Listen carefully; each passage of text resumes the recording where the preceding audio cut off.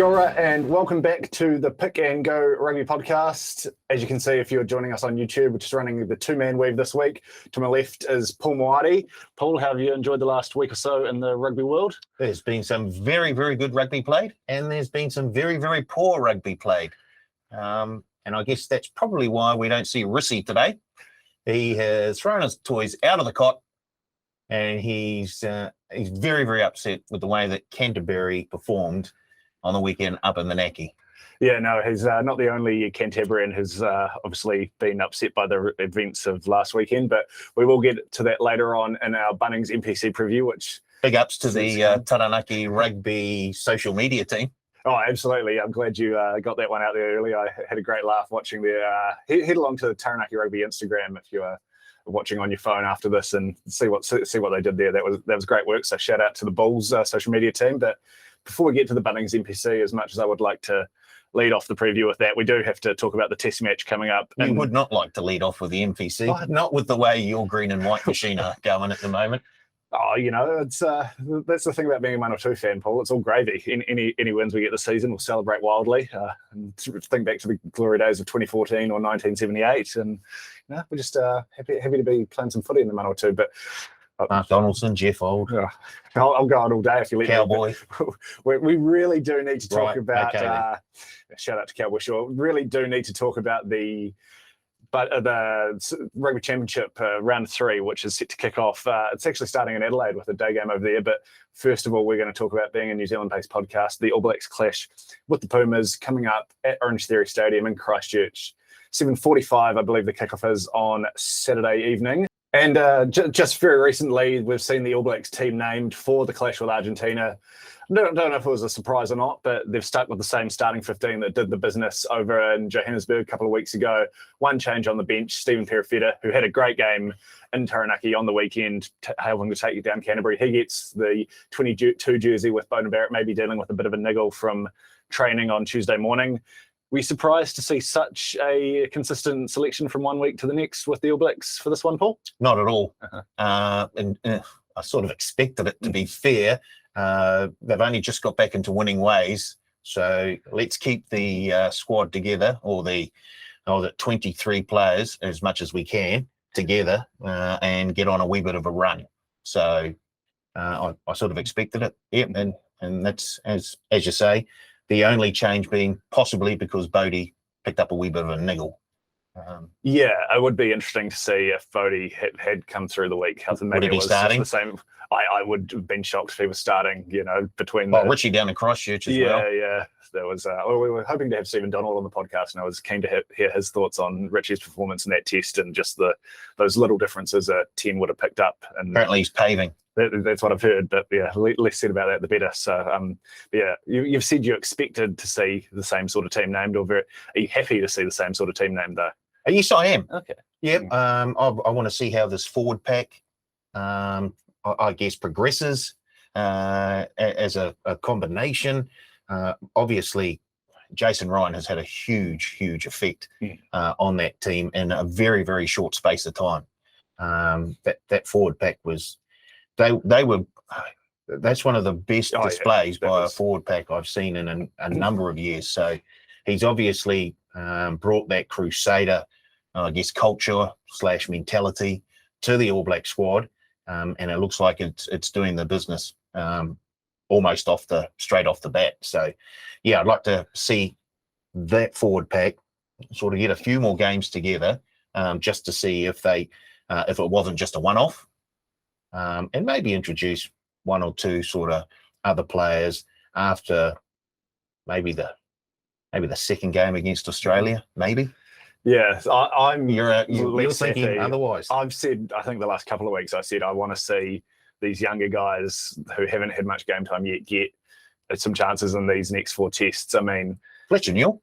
Yeah, he got to go. Oh yeah, but that's sort of my point, right? Like, I feel like those props only got to ride at Ellis Park out of necessity in some ways, because, you know, this Irish and South African forward packs, the last 4 tests had laid waste to the guys that they did have out on the park.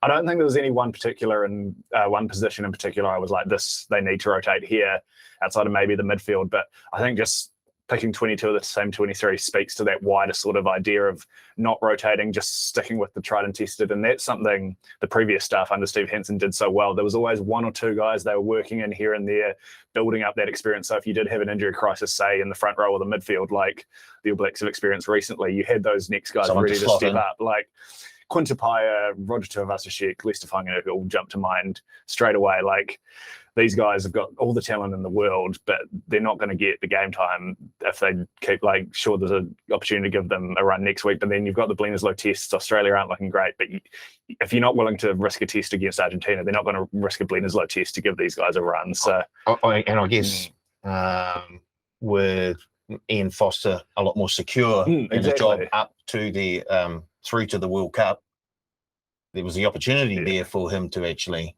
make a few. Not wholesale changes, but just one or two here. But I can understand why he wouldn't want to do that. He'd like to get a wee bit of momentum going before he started doing that. So if they can get, win here, a couple of wins against the Argentinians, and then another win in the first up against Australia, I guess, first of all, he wants to secure the Rugby Championship. But there's always going to be something. Then it's with Deed and Park Street we've got to hold on to, and that's we can't risk like getting run close by Japan. Oh no, it's got England next week, so we need to work on the combinations. There's always going to be a reason not to sweat. And the Hansen and Henry records speak for themselves in terms of winning record in World Cups. Like, they managed to do it very well. There's no reason they couldn't be like. Roger Tuivasa-Sheck could be starting at second five this week, and you could have David Havili on the bench ready to bring on at halftime if you really needed to. Like, you should be confident enough in the squad to be able to beat an Argentina team who admittedly had a really good test against Australia, but they're not the Springboks. No, and to be fair, Australia were almost picking players who were walking past the stadium. Yeah. If you had an Australian parent and you were in South America, you were on a flight to San Juan that weekend. So, there's no position in particular there that I'm upset with. I think most of those guys obviously had awesome performances at Alex Park, but I just think it speaks to the wider attitude in the Foster-led All Blacks coaching staff that they're sort of holding on by the seat of their pants. They're just worrying about the next game. When for me, it'd be great to win the Rugby Championship, but the priorities have to be lock up the Bledisloe and then look ahead to 2023, because as much as there's been a lot said in the media about Ian Foster the last 6 weeks, 6 months, 6 years, pick your number, but if they can win a World Cup or go bloody close in Paris, that's going to be the biggest factor here. So maybe I'd like to see a little bit more, but I'll hold my judgment at least for 1 week. But if we see this a 22 out of 23 name for Hamilton again, then it'll be a whole different story when I'm at the studio next week. I can tell you that much. So look out for that one. Well, I guess once again, and Jason Ryan has only been with the team for 2 test matches. So he wants the chance to sort of instill the sort of culture that he wants to into the 8 players that he had so far, and get a wee bit more sort of going with them, and then start to introduce after that. I can understand where you come from, but I don't mind them not changing. I don't. No, yeah, I see the logic for it. But may come back to bite us later on. And talking to the same sort of point, I was actually surprised to see there were more changes maybe in the wider squad as a whole. Like Argentina, South Africa, and Australia all sort of had official squad announcements for this next round of Rugby Championship games. The All Blacks didn't really. They had a squad update on Monday where we learned Jack Goodhue unfortunately is going to have surgery again. Brody Retallick might be lining up in black and white this week. More on that shortly. But guys like Cullen Grace, Damien McKenzie's another one. There are these guys out there who are obviously sort of fairly obvious candidates to be brought into the squad, but none of that either. So there's very much as a picking and sticking attitude, it seems like, from the All Blacks. And I guess for them, it's if you do make 1 or 2 changes to the squad, bring, like you say, Cullen Grace or McKenzie in, and then you drop someone out, the media pick up on that and go, oh, well, that person's dropped. Yeah, they're dropped because it was their fault that we didn't win the first. They've essentially, like, often Tungafasi has been dropped, right? Like, they said, oh, he's healthy, but he's going to continue to play for Northland. Like, they could have said, oh, Bonan Barrett picked up a knock at training, we're bringing Damien McKenzie in, like, someone else's little toes been a bit hurt, so Cullen Grace is going to join the squad. Like, Cullen Grace is in Christchurch, surely. Like, remember that was another thing they used to have, like the sort of non-playing apprentice things where like Artie Severe went on the Northern Tour a few years ago. We all know the guy's going to be an All Black sooner rather than later. Get him in there, get him involved, like get him around the team. Yeah, no, that's me. But enough of Patrick's soapbox for this week. We'll might as well talk about some betting because that's what we're here for. We know the team that's going to be named now. We know who's running around the park. Who your eye is going to be on Saturday? Who do you want to see big performances for? Is there any areas maybe you think Argentinians can take the All Blacks on? I'd like to see the All Black front row Mm-hmm. dominate in the set piece, and I don't really mind around the park. Tokiaho, I'd like to see him sort of progress a wee bit more. He was sensational over there. Really, really happy for him. And then the loose forwards, Artie Severe, who has been consistently one of the All Blacks' best over the last 5-6 test matches. Even in a losing side, he's been very, very good. So I'd like to see him maybe get a wee bit more space to do a few more things. Yeah, that's one area I certainly am going to be looking at. Rob Valentini was probably one of the few Wallabies to head back from Argentina with a lot of credit in the bank. He had a couple of huge performances, so very interesting. Obviously, Artie, we know what he's going to do. He's going to be awesome. But Shannon Frizzell he's got that 6 jersey again. Not someone I'm going to bank on to be a consistent performer in the black jersey week to week. I think he's certainly got all the talent in the world. We know that, but he needs to start stringing together these big performances. So he's going to have the platform here to do that, and I want to see a big performance from him. Taukei'aho's another one. He was awesome at Ellis Park. There's not much else to say. He was getting some shouts from man of the match. I'd love to see him take another step forward and really turn into locking down that starting number 2 jersey. And same with Caleb Clark on the wing. I think he could be another one. He's had a couple of hairy moments, but definitely more good than bad in both tests. He was one of the few All Blacks to probably come away some credit from Bomela in the first test, and then was great at Ellis Park, made that break for one of the in the lead up to Sam Cane's try, I think it was. So hopefully another huge performance. Well, he made the break for the try, only try. Yeah. And who was it to Shannon Frizzell. Yeah. So hopefully he can take another step forward. He hasn't played a lot of rugby recently between sevens and injuries and things like that. So I'd love to see him, to lock down that number 11 jersey. Although there's another man I wouldn't mind seeing get another run in the 11 or 13 jersey as well. But less said about that, the better. No, less to said about that. Is that what you said? No, we will take a look at the odds now. It is a betting podcast, as I say every week when I get sidetracked. It seems like the All Blacks, obviously, bookies have got short memories. Back to very heavy favouritism straight away. $1.08 to Argentina's $7 in the match result market. 13 plus is $1.45 for those of you playing into the rugby union bonus back and the like. And the point starts 22.5. I mean, I think we can understand why the All Blacks are such big favourites, right, Paul? But should they be? I think they deserve to be at home. I know there's only one performance, but it was a huge, correction from the first test against the Springboks. So the 22.5, it's starting to interest me slightly, taking the plus. Not at the moment. I saw enough in that second test against the Springboks to think I'm willing to have a little dabble with the All Blacks over the next test or two. It's going to make the $1.08 your best bet. Is that the? Nope.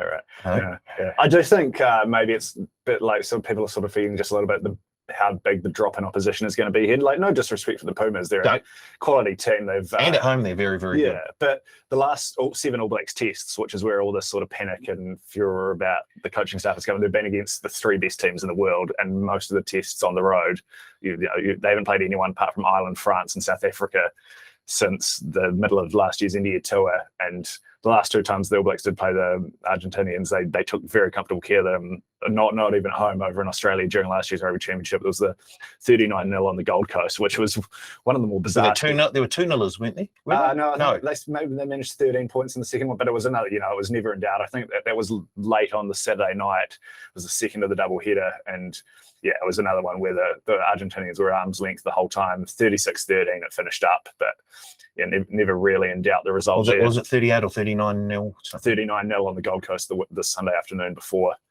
which that was the one where the All Blacks were parked in the Argentinian 22 for about the whole first half, but only scored their second try in the 36 minutes. So they were both fairly comfortable. I do think I'd probably lean towards the minus 22.5 here, just given I think if the Argentinians are covering here, I think it's going to be they're squeaking in. Whereas I could see, especially the new style, we haven't really touched on, but this is the first time the All Blacks are going to be playing a Michael Cheika coach Puma's team, and I think they maybe have opened up and he's given them a bit more with ball at hand, but they're going to leak a few more points than they have in the past as well. So I think we'll get into it. I'll touch on my best bets, but the All Blacks are going to score points here. It's just a matter of whether the Pumas score enough to, should we say, knock the back door open for that 22.5. But yeah, we could be on the same page, right? Oh, yeah, well, what?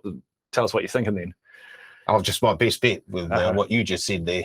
Well, we'll get to it then. We won't just rattle off our best bets, but might as well take a look at it. I'm going with the home team total points over 35.5 at $1.82 for my best bet. I think, like I said, what the All Blacks scored 39-36 against the Pumas last year. Pumas have conceded 30+ in 2 of their last 3 tests, and they were at home, averaging conceding 25.2 points per game under Michael Cheika. All home tests, all nodders against as quality opposition as the All Blacks, like a very injured Wallabies side and a Scotland side missing Stuart Hogg and Finn Russell. So this is a big step up in class. They're going from a rating 72 to a Group 1 here. What's your best bet? Well, I had a look at All Blacks total tries over 4.5 at around, I think it was around $1.70 odd. Yeah. I decided to go with just the total match tries over 6.5 at $1.92. I do think we'll see a few tries here, and I think the game will open up early on in the second half. So I see a few tries being scored, and I see most of them being scored by the All Blacks. Yeah, so over 6.5 tries, $1.92. It's going to be clear weather in Christchurch as well. Yeah, a bit of rain tomorrow on Friday, but looks like clear weather on the Saturday. Should hopefully clear up by Saturday evening. Wouldn't want a poor pitch. I know those Cantabrians are very upset about the surface at Pukura Park on Saturday afternoon, so I'm sure they'll have a pristine bowling green for us to play footy on Saturday night. Pitch perfect. Yeah. No Nicolas Sanchez for the Pumas once again. That is a big loss in terms of keeping up. Although they managed to score plenty of points against Australia without him in the Tigers. Santiago Carreras certainly did a good job there. But in terms of game management and when you're going to be under the pump a lot and not have a lot of ball, I think Nicolas Sanchez is certainly he's that calm head you want running the cutter there. But do you see the Argentinians having a bit of joy themselves though? We sort of touched on we think the All Blacks are going to score plenty. You've said you're starting to get tempted by that plus 22.5. I take it you think the Pumas can score some points? Yeah, maybe not at 22.5. Give me 2 or 3 more, and then I really do become interested. I can see them sort of sticking in the game for at least the first part of the first half. They may try and play more of a spoiling game than an actual focus on their own sort of style. So I think they can keep it close for a while, but in the end, I just think the way that forward pack performed in the second test, if they bring half of that sort of energy and composure, it could be a long night for the Argentinians. Certainly could be. For me, one area I'm going to be looking at for the Pumas is going to be that midfield. We saw Ireland targeted the All Blacks midfield very, very successfully in pretty much all 3 tests, certainly the last 2 there. So I'm sure Michael Cheika's picked up on a lot of what Andy Farrell was putting down in those tests. David Tavili and Rika Ioane were both excellent, and Ellis Park, no doubt, but I was still, I think there's certainly some defensive issues there that can be taken apart. No Geronimo De La Fuente for the Pumas this week, but Matias Orlando and Matias Moroni are both sort of quality international players who've got lots of experience, so that they're 2 players I'm sure Cheika will be looking to try and punch a hole in that All Blacks defence, and if they can get around them, they've got plenty of pace out wide, as we saw against the Wallabies. So I think they can, maybe it's on a counter-attack. We saw a couple of counter-attack tries. Really interested as well what they do with Pablo Matera. He's so dangerous in those wider channels we saw for the Crusaders against some of the maybe weaker opposition. Like an edge forward. Yeah, when he gets out there and can, a bit like a Kiriwani in that respect. Yes. But will he have that luxury against what was a pretty dominant-looking All Blacks pack in the last test? I'm going to say unlikely. Yeah, but maybe they make a point of saying, Pablo, look, we need you out. It's almost, we're going to have to just try and score as many points as possible to keep up. We know we're going to concede some, but, the old, the football phrase, you might score 4, but we'll score 5 thing. I think I'd like to say. This could be a huge scoring game. I still like the Argentinians have some great players, and while the All Blacks I do expect to be better defensively, I still think there's some cracks there that can be targeted by quality coaching staffs. So, I'm sort of leaning towards I think they will score some points. Like, I'm not going to put my life on it, and that's why I'm going for the overs rather than a margin for my best bet. But and I'll get to it now, because my value bet for the game is the alternate total points going over 61.5 at 370, because I could see a sort of 42-25 sort of situation or something like that if the Pumas do manage to find a few holes in that All Blacks defence. There's no Lucanio arm in that Pumas midfield. No. I think the All Black midfield, Pumas right wing. I mean, Emiliano Baffelli's one of the better right wingers in world rugby. He has an excellent work rate. He gets around. Juan Cruz Malia looks to have a lot of X factor. If he's given some poor kicks, I mean, Richie Mo'unga had a great game with the boot, but if he does get a chance to run some kicks back, he could make some things happen. I think they're just meeting the All Blacks in the wrong time right now. They would have gained a whole lot of confidence from that performance, especially the midfield. And I thought Rico Ioane thoroughly deserved his Man of the Match award in that second test, because he was cutting them to pieces. Because they moved Lucanio arm to the... Well, he has no sort of say in what happens there. All I'm saying. All he did was take advantage of it. And he did it very, very well. And so you never want to give a team or an opponent a sort of a leg up or a helping hand. And I think that's what happened to the All Blacks in that second test. The Springboks sort of gave them a bit of a helping hand up by making some interesting decisions. And I think the All Blacks can build on that. So I see quite a few tries being scored, and my value bet is a try being scored by one of the All Blacks, Mr. Toki Ahau. I thought, it was odds on that some sort of hooker scoring a try market was going to come up some stage. We don't have a price. They're not up there at the moment, but yeah. What sort of price are you expecting for that? I'm expecting them to be around the $2 mark. Yeah, I'd be very happy getting even money for Samasone to Christian. He's actually what I've got noted down for my same game multi-league. If we don't have the third man here, so we can't build the official pick and go same game multi, but that's one I think could be very good. Will Jordan, it's almost like he's due. Hasn't scored either of the last two tests, I think.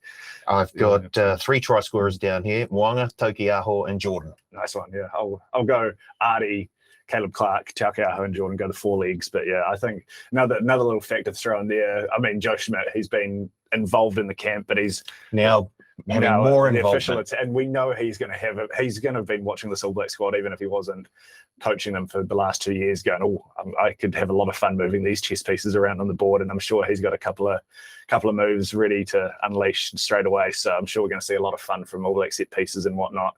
Just thinking back to some of those moves, the way he used to use guys like Jacob Stockdale for Ireland. So you're really excited to see what Joe Schmidt has in his back pocket there. I think that pretty much sums it up, though, for the All Blacks game. Sounds like it should be a pretty fun game if our tips are anything go by, not that they often are. No. So yeah, locking 9-6 with a 48-metre Richie Mo'unga game winner in the 75th minute. But no, I do expect it to be a pretty fun game, and lots of intriguing storylines we'll have to break down when we're back here in 7 days' time, previewing the second test in Hamilton. Maybe we'll have a much better idea of exactly where the All Blacks are. Oh yeah. It is a big sort of, because it is very easy to get up for these one-off games when you know your coach's job on the line, and it's obvious these guys all love Ian Foster. Well, most of them love Ian Foster and think he is the right man for the job. But it's now that the guy's back till the next World Cup, a lot of that pressure comes off. Can they produce the same performance and not as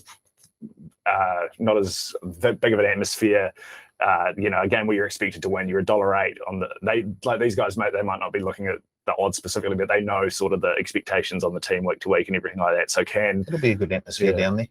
Oh, I mean, won't be an Ellis Park atmosphere. Yeah, that's the thing, it will right? be. It will be an atmosphere. Yeah, it's a lot harder to get fired up for this game than the last game in a lot of ways, I'd have to imagine. So can they do it? Can they do it? Yeah, that's another big factor to consider. But yeah, lots to look forward to. Hopefully, we do see plenty of tries. So yeah, there's all the usual promos running their game. Same game claim for your 3+ league same game multis. Good opportunity to get involved with that, no doubt. Yeah, string a few try scorers together. Yeah. No, we've got our same game multis down there. So and as you said, bonus back as well. Yeah, on both the All Blacks Argentina test and the Wallabies Springbok test as well.